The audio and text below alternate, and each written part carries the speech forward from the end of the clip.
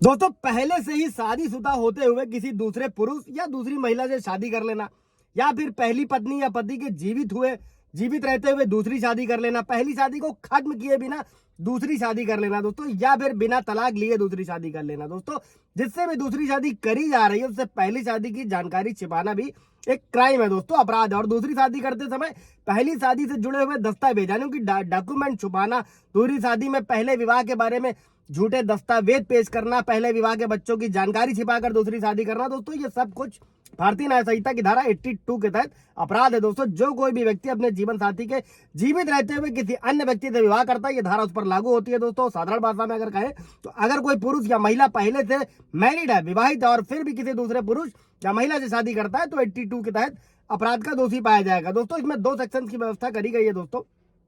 82 का सबसेक्शन ये धारा ऐसे व्यक्तियों पर लागू होती है दोस्तों जो अपने जीवन साथी के जीवित होते हुए या फिर उसे बिना तलाक दिए दूसरा विवाह कर लेते हैं। इस अपराध के दोषी को 7 साल तक की जेल और जुर्माना या दोनों से दंडित किया जा सकता है। सबसेक्शन 2 क्या कहता है दोस्तों, इस धारा के तहत अगर कोई दूसरे व्यक्ति से विवाह करता है और विवाह से पहले किए गए जानकारी को छिपाता है दोस्तों, तो उस पर 82 के तहत कार्रवाई की जा सकती है। और इसमें दोषी पाए जाने पर दोस्तों 10 साल तक की जेल या जुर्माना या दोनों से दंडित किया जा सकता है दोस्तों।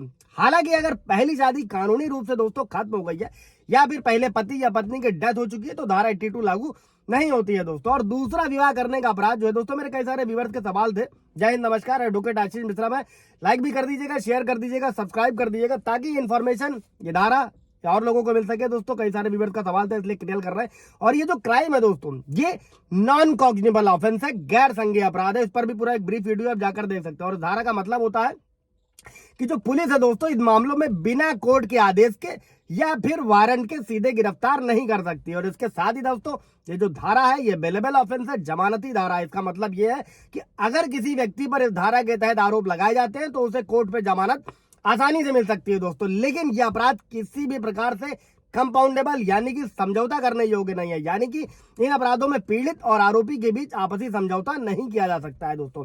अभी इस वीडियो में समझते हैं दोस्तों कि जो भी अगर कोई इस तरीके का किसी पर आरोप लगता है तो अपना बचाव कैसे कर सकता है दोस्तों। अगर आरोपी ये साबित कर सके कि जो पहली शादी है वो कानूनी रूप से इनवैलिड थी, जैसे विवाह अवैध रीति रिवाजों से हुआ था, तो इससे बचाव हो सकता है दोस्तों। और अगर आरोपी साबित कर सके कि दूसरी शादी से पहले उसकी पहली पत्नी या पति की डेथ हो चुकी थी तो ये भी एक मजबूत बचाव का उपाय हो सकता है दोस्तों। और अगर आरोपी दिखा सके कि दूसरी शादी से पहले तलाक हो चुका था और पहली शादी जो थी वो कानूनी रूप से खत्म हो गई थी दोस्तों, तो इस पर भी बचाव के रूप में इस्तेमाल किया जा सकता है दोस्तों। कुछ धर्म अभी तीसरा बचाव क्या है दोस्तों, अगर आरोपी ये साबित कर सके कि उसने दूसरी शादी से पहले अपने पहले विवाह के बारे में पूरी जानकारी दी थी और दूसरी पार्टी ने इसे स्वीकार किया था, तो ये एक मजबूत बचाव हो सकता है दोस्तों। इस पर अभी एक रिसेंटली वीडियो डाला हुआ है, आप जाकर देख भी सकते हैं, जिसमें दूसरी शादी पे कोर्ट ने भी ऑब्जेक्शन नहीं किया था दोस्तों और उसको आसानी से तलाक भी मिला था और दूसरी शादी भी मान ली गई थी। और अगर ये साबित हो जाता है कि जानकारी छिपाने का इरादा नहीं था बल्कि एक अनजानी गलती थी दोस्तों, ये सारे बचाव आपके काम आ सकते हैं